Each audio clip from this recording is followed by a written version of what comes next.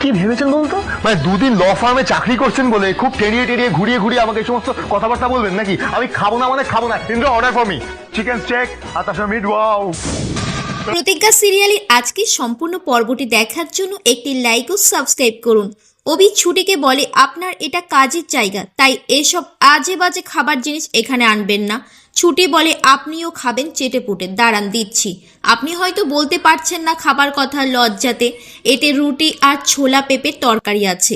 অভি বলে, আমি non veg খাই, এসব খাই না।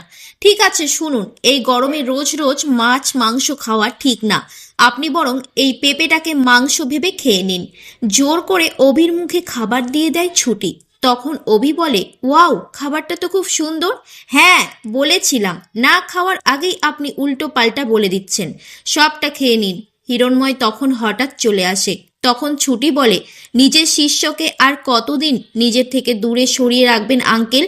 ইন্দ্র বলে, আজ আবার প্রমাণ হয়ে গেল আপনি অভিকে কতটা মিস করেন আর কতটা ভালোবাসেন।